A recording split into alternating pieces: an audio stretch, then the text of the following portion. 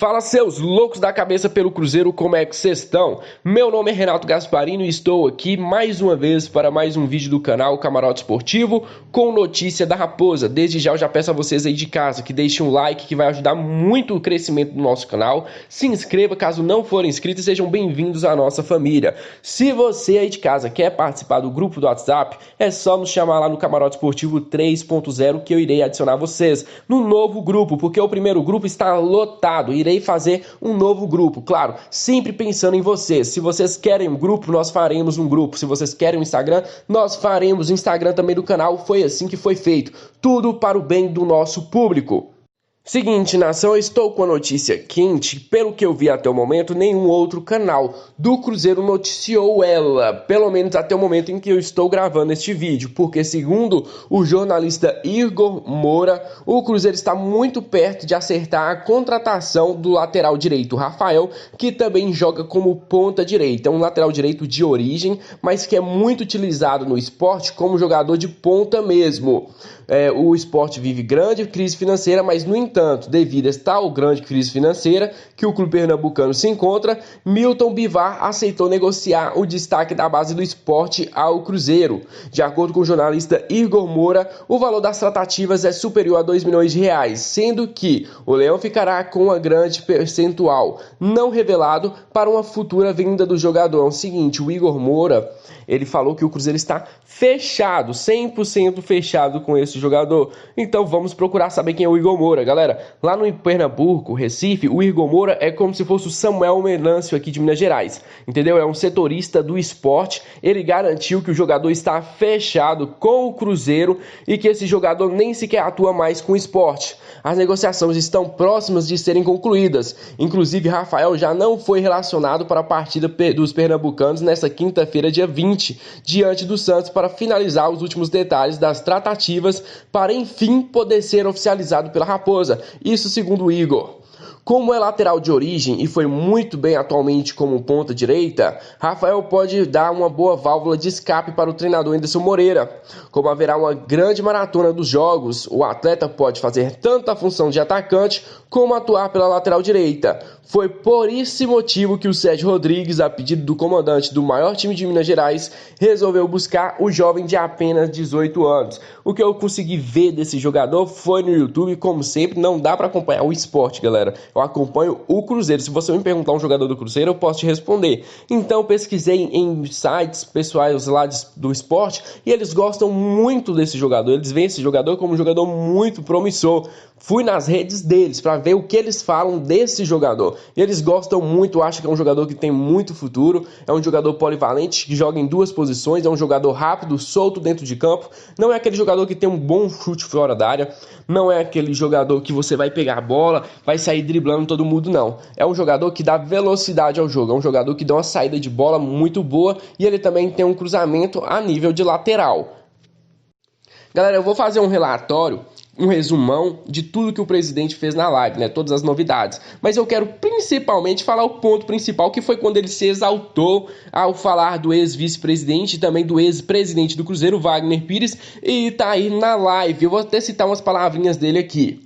Como é um processo público, eu quero ler uma partezinha para a torcida do Cruzeiro, para eles entenderem o que o senhor Wagner Pires de Sá está alegando para não querer pagar o clube. Ele fala que o pano de fundo da pretensão do Cruzeiro não é ressarcir os valores por fraude, mas primeiro por vingança minha, Sérgio, por ter perdido a eleição para o Wagner.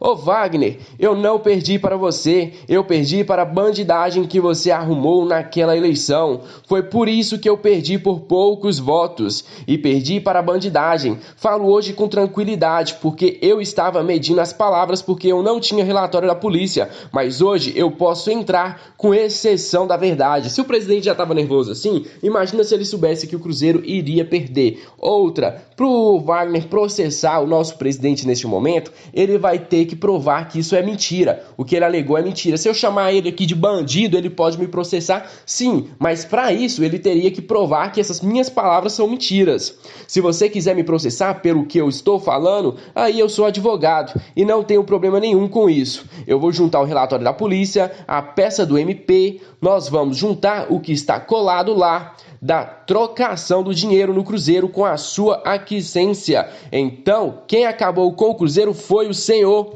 Olha no espelho antes de usar a palavra má fé para o Cruzeiro. Olha no espelho. Não deve ter espelho na sua casa. Disparou o nosso presidente. Eu já falei quanto eu gosto desse presidente, porque ele é um cara educado, mas quando ele solta a língua, saia da frente. Em seguida, Sérgio leu outro trecho da defesa do Wagner e subiu mais ainda o seu tom. E depois ele continua. A outra coisa que a gente está fazendo é uma tentativa de mitigar o insucesso dentro do campo e culminou com o rebaixamento da equipe do futebol profissional do Cruzeiro. Seu Wagner, olha aqui o que tem que fazer com essa peça sua. Sérgio rasga o papel em que o Wagner pedia para que o Cruzeiro não tirasse o dinheiro e tal. Você que jogou o Cruzeiro para baixo, a gente não está tentando mitigar o insucesso não. Foi você que jogou o Cruzeiro para baixo. A caneta era sua. Você era o dono disso aqui. Mostra sua caneta. Realmente, ele que assinou, o responsável, o principal responsável é ele. Porque nada era feito no Cruzeiro sem a assinatura dele ou do Itaí. Falando do Itaí, mais à frente, o Sérgio Santos Rodrigues passou a ler os argumentos apresentados à justiça pela defesa de Itaí Machado. O ex-vice-presidente de futebol informou no processo que o bloqueio dos recursos pode inviabilizar sua sobrevivência. Que dó. Será que ele vai passar fome? Tô morrendo de dó desse cara que rebaixou o Cruzeiro.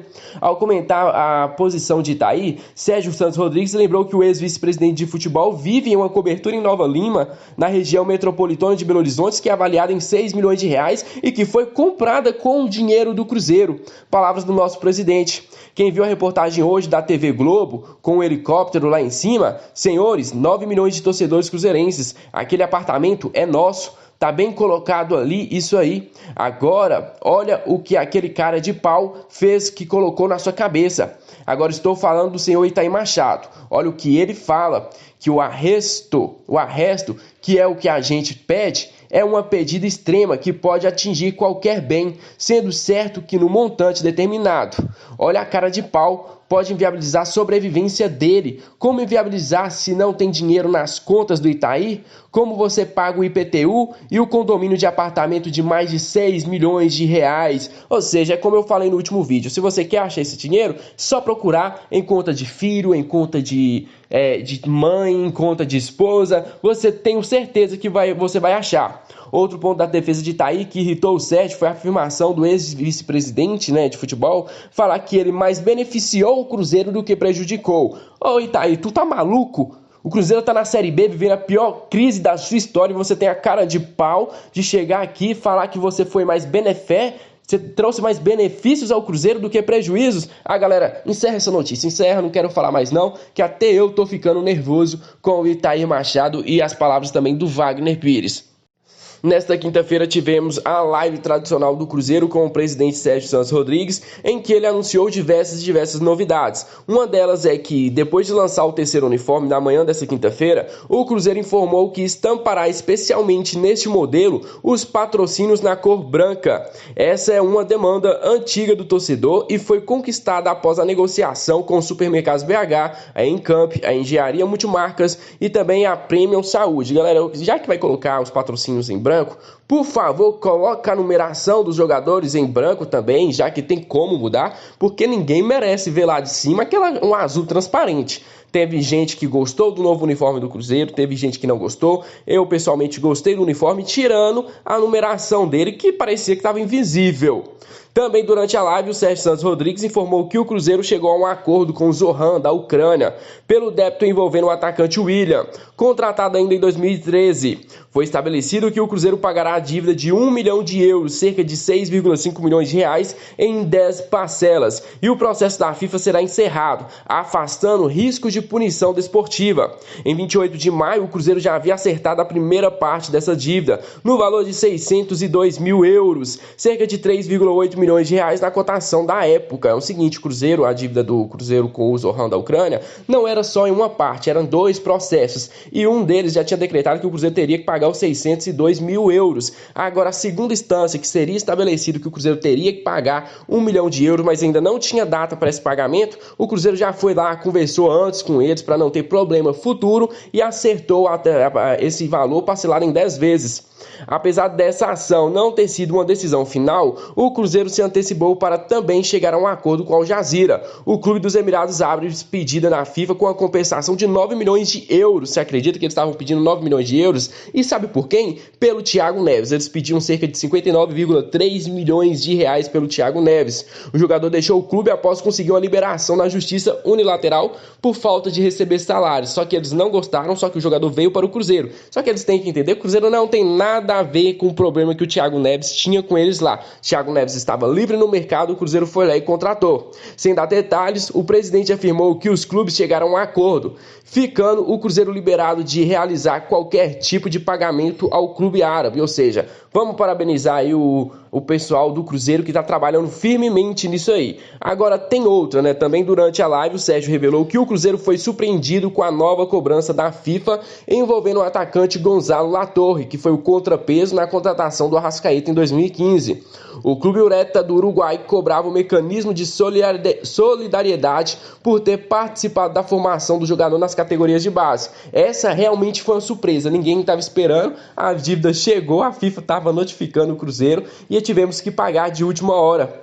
Usando o dinheiro da Operação FIFA, segundo o presidente, que recebe doações dos torcedores, o Cruzeiro realizou o pagamento de 7 mil dólares, cerca de 38 mil reais, ou seja, a Operação FIFA pagou a dívida do Gonzalo Latorre. Os próprios torcedores participaram ativamente do pagamento dessa dívida. Vamos lá para aquela parte que vocês aí de casa não gostam porque criticam muito as minhas notas dos jogadores, mas mesmo assim eu insisto em fazer de novo. Cruzeiro 0, Chapecoense 1. Mais uma vez o Cruzeiro perde para a Chapecoense. Eu não sei o que o Cruzeiro tem contra a Chapecoense que não consegue vencer. Mas vamos para as notas dos jogadores. Primeiro eu gostaria de ressaltar os pontos positivos dessa partida.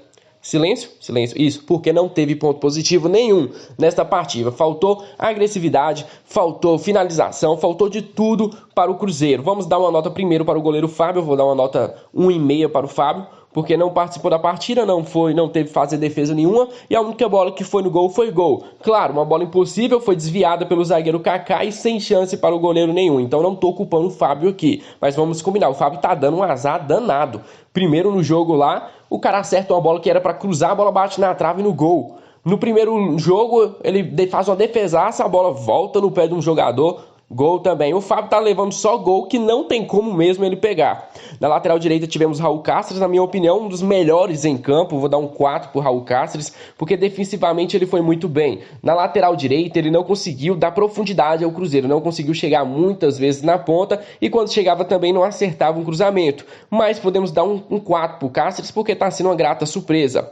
O Kaká e o Léo vou dar um 3 para cada um, porque eles conseguiram segurar o jogo todo o time da Chapecoense, tirando dos 10 minutos para cá. Porque a zaga levar um gol de menos de 10 minutos, você não pode dar uma nota boa para elas, a não ser que o segundo tempo delas seja muito bom. Na lateral esquerda temos o Giovani. Galera, o que eu vou dar pro Giovani? Um -5. No mínimo um -5, porque eu achava o João Lucas ruim. Aí o Anderson Moreira achou um pior ainda. Primeiro veio o Adilson e traz o João Lucas. Agora o Anderson traz o Giovani. Eu não sei quem é pior. Com a entrada pro Giovani, -5. Aí depois tivemos a entrada no lugar dele do Patrick Bray. Não entrou tão bem assim, mas deu pra ver que só o Patrick Bray dominando a bola, dá pra perceber que ele é melhor do que o Giovani. Pro Bray eu vou dar uma nota 2, que não foi fundamental, não ajudou em nada, mas pelo menos não atrapalhou como era o Giovani, que tem uma certa deficiência de fazer um 2 com o cara que tá na frente dele, ele tá errando o passe. O Ariel Cabral, vou dar um 3,5 para Ariel Cabral, porque ele se esforçou muito, fez alguns desarmes, mas ofensivamente não ajudou com o time. Mas eu também não espero isso do Ariel Cabral. Nunca fez isso, não vai ser agora que ele vai fazer. O Adriano, que foi o jogador que entrou no lugar do Jadson e também do Jean, que estava poupado de última hora. O Adriano não fez uma partida legal, o cara estava deslocado, não era a posição dele, mas mesmo assim, o Adriano, posso dar ali um 1,5 pro Adriano, porque, galera, não teve ninguém aqui que fez uma nota mais de 5. O Henrique O Henrique eu vou dar um 0 pro Henrique, porque desde o momento que ele entrou em campo, eu só vi falar o nome dele, ele entrou no começo do segundo tempo. Eu só vi ouvir o nome dele no final do jogo. O Henrique sequer apareceu dentro de campo. O Stênio, eu vou dar um 1 pro Stênio, que não fez participação, não deu drible, não criou oportunidades, não fez nada o Stênio. O Wellington, galera, esse aí eu vou dar um 4, mesmo ele não tendo conseguido, foi o jogador mais esforçado do segundo tempo. É um jogador que corrida, dava profundidade. Eu cansei de ver quantos cruzamentos o Wellington tentou fazer, porque ele não conseguia entrar dentro da área, ficava difícil. A Chapecoense colocava todos os seus jogadores dentro da área, aí fica difícil mesmo de entrar.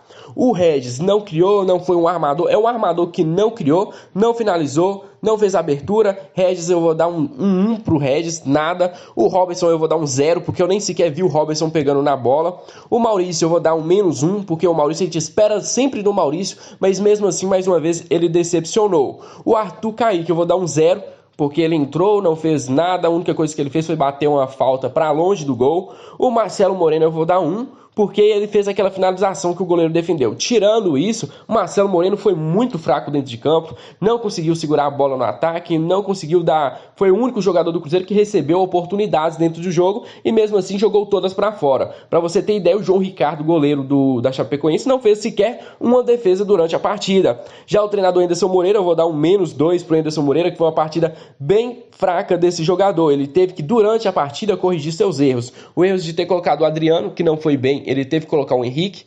O erro de ter colocado o Giovani na partida, ele teve que colocar o lateral esquerdo. Ou seja, ele foi corrigindo seus erros durante a partida.